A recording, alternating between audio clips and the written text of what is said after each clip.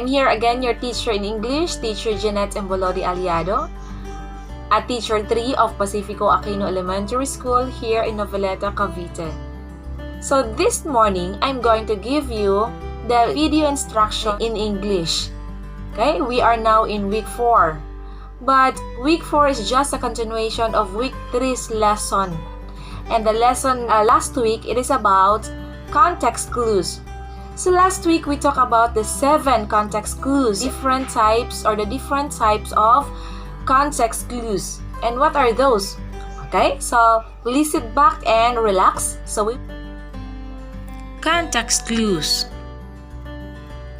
Context clues are important words or phrases in a sentence that helps in identifying the meaning of difficult words or items in a sentence.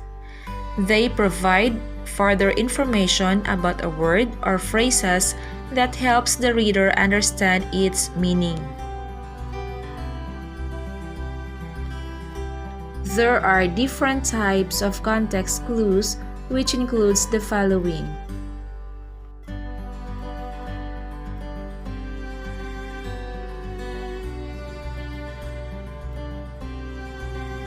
Number 1, we have synonyms.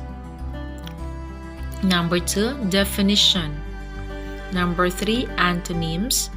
And number 4, explanation.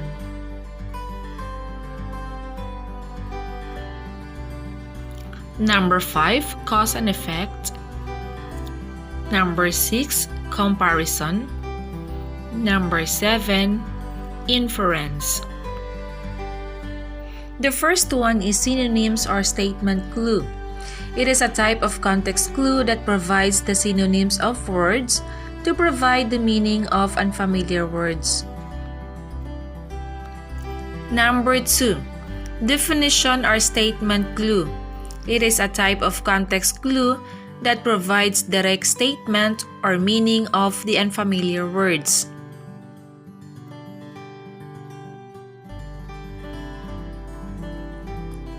Antonyms or contrast clue. It is a type of context clue that tells the opposite meaning of the difficult word. It shows contrast.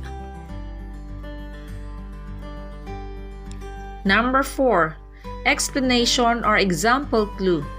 It is a type of context clue that provides reader with the varying examples to allow them fully examine the unfamiliar words. Words like including, such as, and for example, are signals of explanation or example clue. Number 5, cause and effect or the reason-result clue.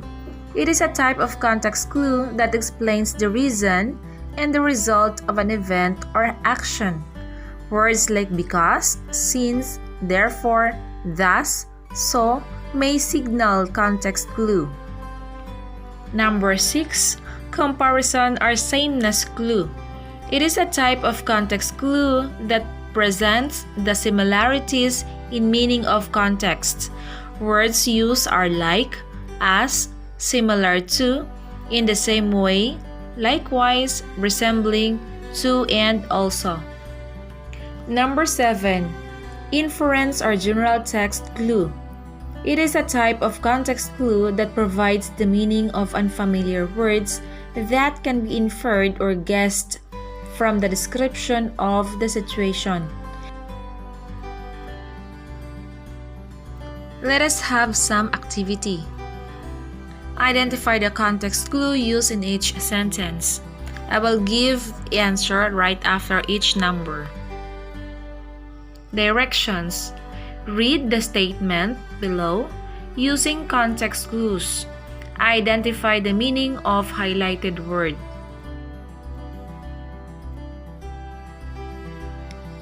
Number 1. The hotel abolishes its rise all you can policy to avoid wastage of food. The word abolishes means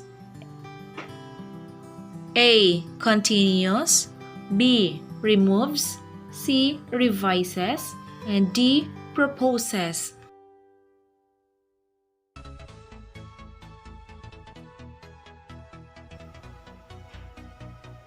The correct answer is letter B, removes. Number 2. The country has a very tropical climate where it only has dry and wet season, similar to other countries in Southeast Asia. What do you mean by the word tropical? A. Humid, B. Cold, C. Comfortable, and D. Normal. You're right. The correct answer is A. Humid. Number 3. The obsolete books and other reference in the library resulted to the removal in the shelves in inventory. The word obsolete means A. New, B. Old, C. Outdated, and D. Collected.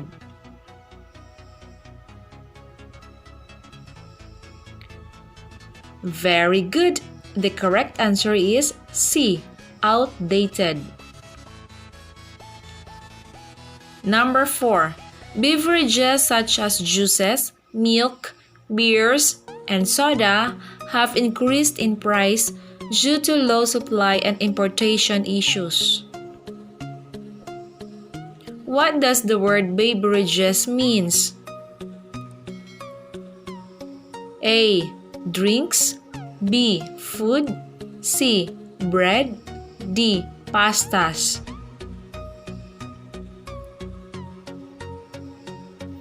You got it right. The correct answer is A. Drinks. Okay, let us have activity number 1. For your activity number 1, you are going to write your answer on your paper. Directions. Read the statement below. Using context clues, identifying the meaning of highlighted words. Write the letters of the correct answer in your paper. Number 1. The porridge we bought tasted bland, unlike the tasteful soup that my mom cooked for us. What do you mean by the word bland? A. Sweet, B. Yummy, C. Delicious, and D. Tasteless. Number 2. The city of Santa Rosa hosted the Mayor's Summit, a gathering of people aiming to discuss key issues and concerns. What do you mean by summit? A. Meeting, B. Peak, C. Water, and D. Festival. Number 3. The first set of hikers have reached the summit or top of the Mount Everest. What do you mean by summit? A. Festival, B. Meeting, C. Peak, and D. Water. Number 4. Sophia I is the story of a young monarch or princess highlighting her adventure. What do you mean by monarch? A. Royalty, B. Lady, C. Soldier, and D. Adventurer. Number 5. Coronavirus causes COVID-19, a disease that infects and weakens human respiratory system. What do you mean by COVID-19? A. Vitamins, B. Illness, C. Remedy, and D. Failure. Number 6. She was deprived of the chance to be a real child as she had to work, when unlike her cousin who was free enough to just play and have fun. What do you mean by the word deprived? A. Offered, B. Rewarded, C. Denied, and D. Committed. Number 7. Liquors like beer, tuba, and lambanog were not allowed during the enhanced community quarantine. What do you mean by the word liquors? A. Alcohol, B. Fluid, C. Liquid, and D. Water. Number 8. The imposition of strict quarantine due to COVID-19 pandemic resulted to deterioration of economic activities of various countries in the world. What do you mean by deterioration? A. Declination, B. Growth, C. Recovery, and D. Generation. Number 9. In traveling to Cainta Rizal from Quezon Province, you may take the route to Antipolo Rizal via Mabitac, Laguna. Though it is quite longer, it is the same road that you may use in going to Metro Manila. What do you mean by the word route? A. Linkage, B. Connection, C. Car, and D. Direction. Number 10. The agency is asked to nullify the contract considered its labor violations against its employees. What do you mean by the word nullify? A. Improve, B. Cancel, C. Seal, and D. Sign.